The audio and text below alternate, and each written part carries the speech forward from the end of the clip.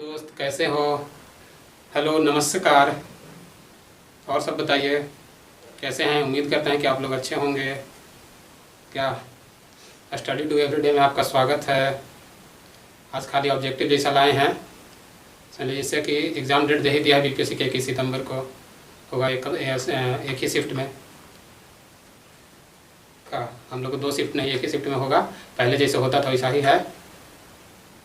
और इसको खाली कुछ नहीं, आप कान में हेडफोन लगा के 2-3 बार सुन लीजिए एकदम। इससे आपको बीपीएससी में 2-3 सवाल आपको आना ही आना है, समझे। इसको 2-3 बार हेडफोन लगा के सुन लीजिए आराम से, गहराई से। क्या चलते हैं आज वैष्णव धर्म के बारे में है, भागवत संप्रदाय के बारे में। ठीक है, ये है आज नैनार। नैनार कौन थे? तो शैव उपासक थे। नैनार शैव उपासक धर्म। शैव नैनार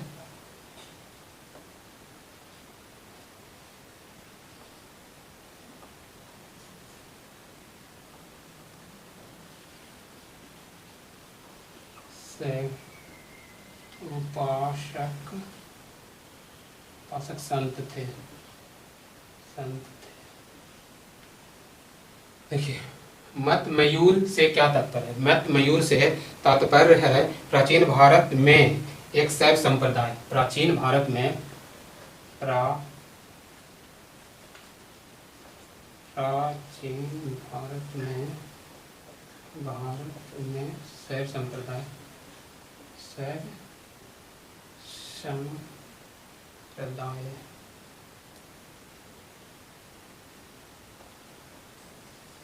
संप्रदाय संप्रदाय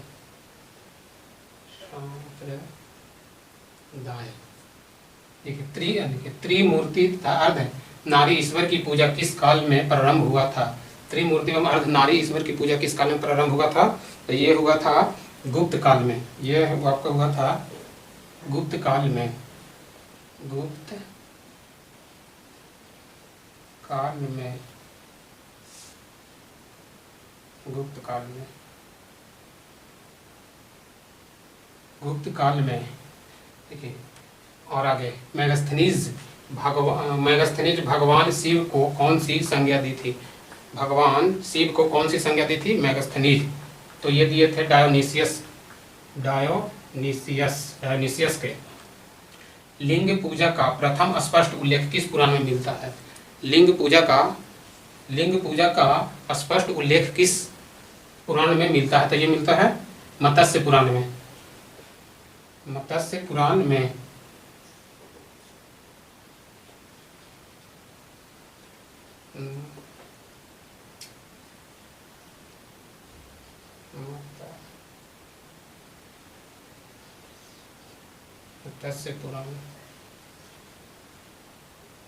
मत्स्य पुराण में। ठीक है, आगे देखिए। अर्धनारी ईश्वर मूर्ति में आधे शिव और आधे पार्वती किसके प्रतीक हैं? आधे शिव आधे पार्वती किसके प्रतीक हैं? तो देवी और उसकी शक्ति योग का। देवी और उसकी शक्ति योग का। देवी और उसकी शक्ति योग का। देखिए आगे चलिए। दक्षिण भारत में शैव आंदोलन में किसकी प्रमुख भूमिका थी? दक्षिण भारत में शैव आंदोलन में किसकी प्रमुख भूमिका थी? तो किसकी थी? नारायण को। नयनार को। नयनार को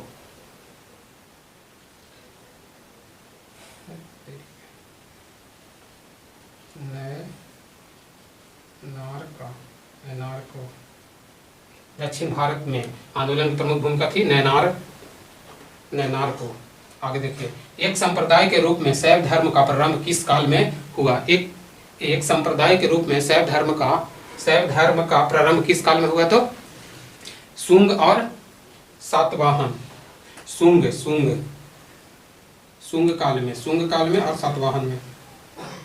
ठीक है, देखिए लिखने में ज़्यादा समय लगता था इसलिए हम पहले से लिख लिए हैं, क्योंकि कम समय में ज़्यादा रिवाइज करना है इसलिए। ठीक है, देखिए अब यह दर्शन, ग्रंथ और प्रतिपाद, इससे भी एक सवाल रहेगा आपको। दर्शन, सांख्य दर्शन के ग्रंथ कौन था? सांख्य दर्शन का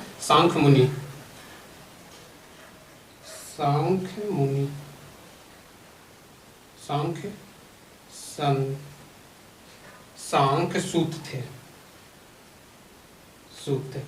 इसका प्रतिपाद थे कपिल मुनि। कपिल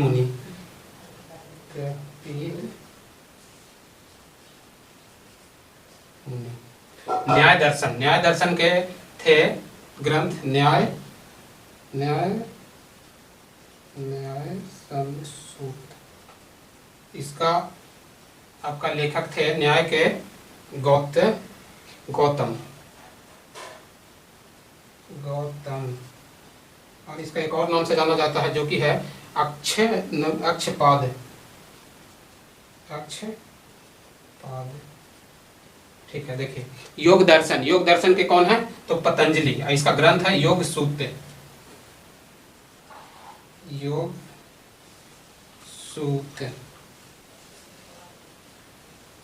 इसका प्रतिपाद है तो पतंजलि।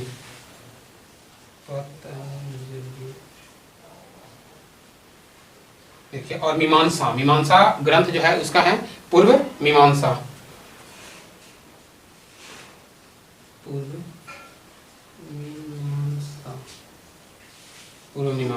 इसका प्रतिपाद है आपको जैमिनी।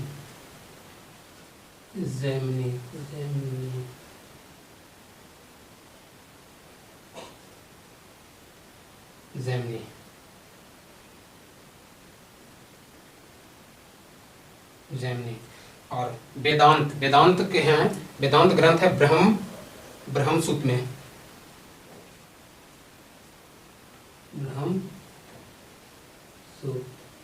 और इसका है प्रतिपाद है बादरायण।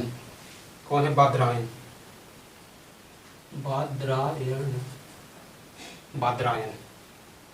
ठीक है, देखिए आगे आजीवक संप्रदाय के संस्थापक कौन है तो मौखलीपुत्र गौसाल। आजीवक संप्रदाय के संस्थापक मौखलीपुत्र गौसाल।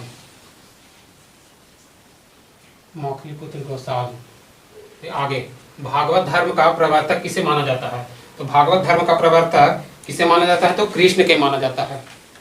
ठीक है, भागवत धर्म के प्रवर्तक कृष्ण को माना जाता है। कृष्ण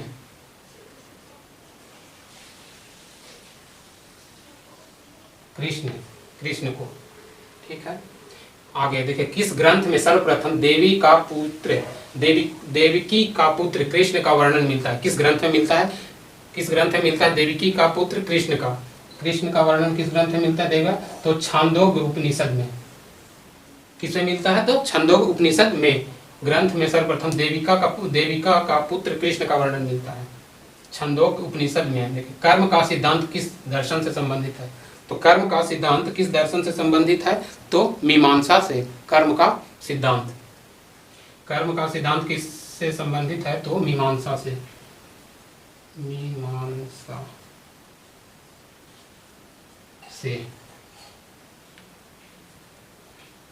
आगे भगवत संप्रदाय में शक्ति के रूपों की संख्या कितनी है। भगवत संप्रदाय में शक्ति के रूपों की संख्या कितनी है तो 9 या फिर इसको नवद बोलते हैं। नवद बोलते हैं।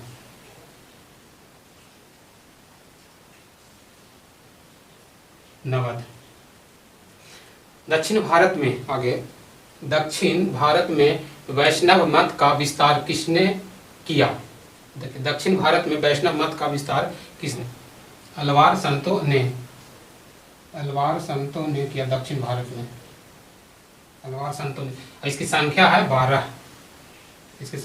दक्षिण भारत में वैष्णव मतों में विस्तार किसने किया तो अलवार संतों ने। इसकी संख्या है 12।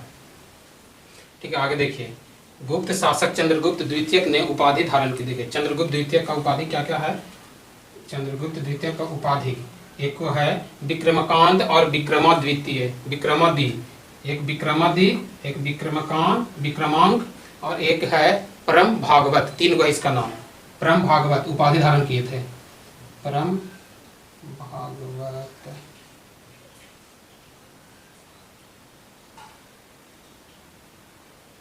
भागवत ये पूछता है कि विक्रमादित्य परम भागवत और ये चंद्रगुप्त द्वितीय का उपाधि धारण किए थे 3 को। देखिए प्रथम मगध साम्राज्य का उत्कर्ष किस शताब्दी में मिलता है। प्रथम मगध साम्राज्य का उत्कर्ष छठी शताब्दी से पूर्व मिलता है। किसमें मिलता है? तो छठी शताब्दी ईस्वी पूर्व में मिलता है। छठी शताब्दी।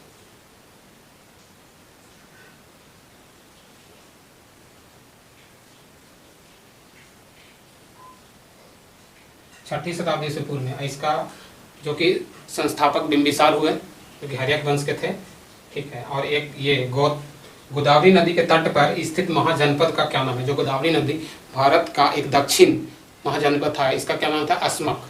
अस्मक है, जो कि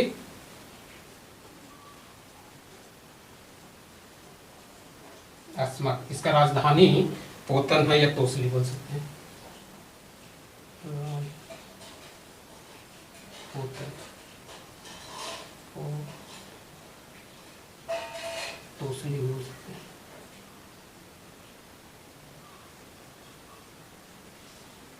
तोसली, पोतन या तोसली।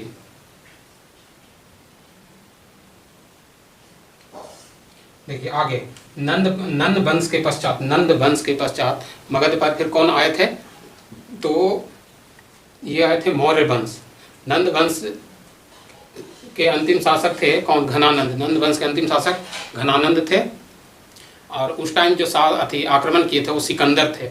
सिकंदर जो कि ये झेलम नदी के तट पर पोरस के साथ युद्ध किए थे, ठीक है। तो ये नंद वंश के पूछता है कि नंद वंश के पश्चात कौन आया था? मौर्य आए। मौर्य वंश। नंद वंश के अंतिम शासक कौन हुआ? तो घनानंद। यहाँ पे आपको घनानंद है, ठीक है। नंद वंश का अंतिम शासक घनानंद हुए, ठीक है। और देखते हैं, और आगे देखिए, उज्जैन वासवदत्ता की कहानी किस स्थान विशेष से मिलता है? तो उज्जैन के मिलता है कहानी ये उज्जैन से मिलता है। उज्जैन वासवदत्ता की कहानी उज्जैन से मिलता है।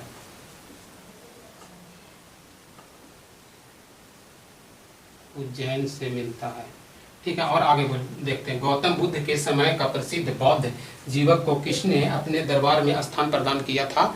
तो किसको? वैद्य जीवक का किसने किया था? तो ये बिंबिसार ने किया था।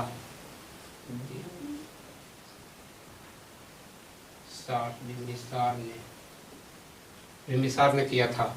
और आगे देखिए, प्राचीन स्थान श्रावस्ती का नगर विन्यास किस आकृति का था? जो श्रावस्ती का नगर किस आकृति का था? तो अर्धचंद्रा आकार की था।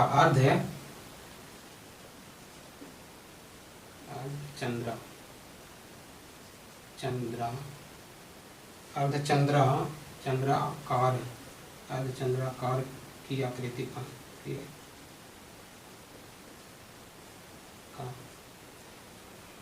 और आगे चलिए, मगध के किस शासक ने राज्यारोहण के लिए अपने पिता की हत्या एवं स्वयं अपने पुत्र द्वारा मारा गया था? वो कौन था?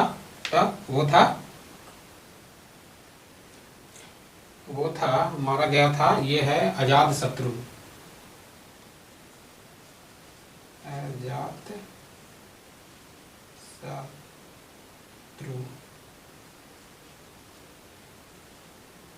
अजातशत्रु। और आगे देखिए, सिकंदर और पोरस के सेनाओं के मध्य किस नदी के तट पर हुआ था युद्ध कहाँ हुआ था? यानी सिकंदर और पोरस के बीच तो झेलम नदी के तट पर हुआ था।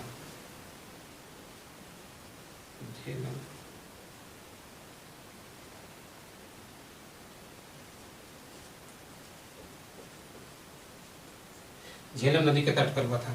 किस शासक को परशुराम का दूसरा अवतार कहा जाता है? किस शासक को परशुराम का दूसरा अवतार कहा जाता है? ये बार बार पूछता है। तो ये परशुराम का अवतार कहा जाता है, किसको कहा जाता है? तो महापद्मनंद को किसको कहा जाता है?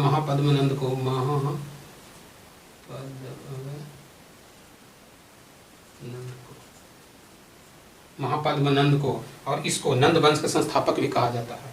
नंद वंश के संस्थापक भी कह सकते हैं। नंद वंश के संस्थापक और इसका भी दूसरा अवतार परशुराम का अवतार भी कहा जाता है। महापद्मनंद को कहा जाता है। महापद्मनंद को कहा जाता है, महापद्मनंद को कहा जाता है। देखिए और आगे देखिए, हाँ महाजनपद एवं राजधानी, ये पूछता ही है एक बार, ये वही पूछेगा अंग की राजधानी कहाँ हुआ, चंपा। चंपा, अंग की राजधानी चंपा, ये है मुंगेर में पड़ जाता है, मुंगेर बिहार में है।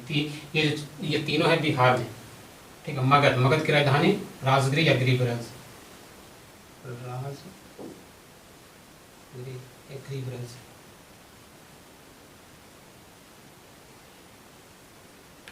राजगिरी या गिरिब्रज,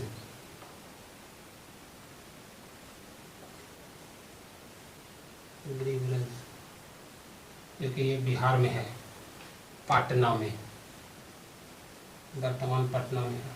देखिए मल, मल की राजधानी, मल के आपको राजधानी आगे कुशीनगर या पावापुरी, कुशीनारा, पावापुरी, कुशीनारा या पावापुरी, ठीक है। और गंधार, गंधार की राजधानी तक्षशिला, गंधार की राजधानी तक्षशिला आपको पड़ जाता है,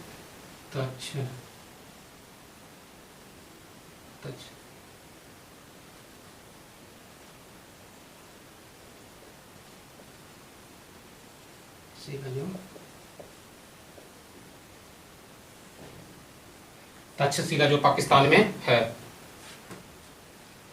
ठीक है। ये एक एग्जाम में पूछता ही है, हर एग्जाम यूपीएससी में इसका है। हर्यक वंश का अंतिम शासक, हर्यक वंश का अंतिम शासक, हर्यक वंश का अंतिम शासक हुए नागदशक। अंतिम शासक कौन हुए, नागदशक,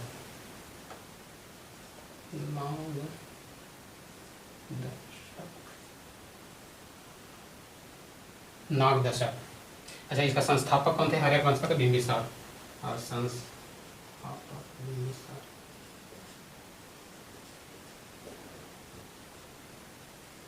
बिंबिसार हुए, ठीक है। नागदशक हुए और बिंबिसार। उज्जैन का प्राचीन नाम क्या है, तो उज्जैन का प्राचीन नाम अवंती, उज्जैन का प्राचीन नाम अवंती, उज्जैन का प्राचीन नाम अवंती हुआ,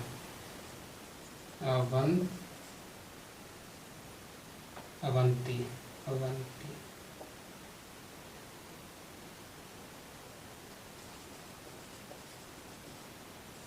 अवंती,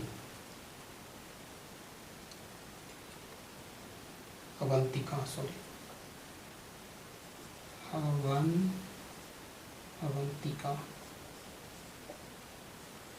अवंतिका, ठीक है। सिकंदर का मृत्यु, सिकंदर का मृत्यु हुआ था, ये सिकंदर का मृत्यु 323 ईस्वी में बेबीलोन में, सिकंदर का मृत्यु हुआ था बेबीलोन, बेबीलोन, बेबीलोन 323 ईस्वी, 323 ईस्वी पूर्व, 323 ईस्वी पूर्व, ठीक है। सिकंदर का मृत्यु 323 ईस्वी पूर्व बेबीलोन में हुआ था। और 16 महाजनपदों का उल्लेख, देखिए 16 महाजनपदों का उल्लेख जैन धर्म में मिलता है भागवती सूत्र में, और बौद्ध में मिलता है अंगुत्तर निकाय में। ये पूछता ही है, बौद्ध ग्रंथ में मिलता है अंगुत्तर निकाय में, और जैन धर्म में मिलता है भागवती सूत्र में, ठीक है। इसके बाद आगे चलते हैं। ग्रीक लेखक ने किस शासक का उल्लेख अग्रमीज एवं जैनिज्म का नाम से जाना जाता है, अग्रमीज्म और जैनेन्द्रमीज का नाम से जाना जाता है, तो ये जाना जाता है घनानंद,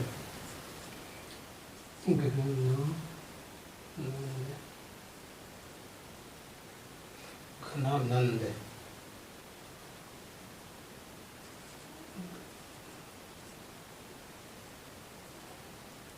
घनानंद,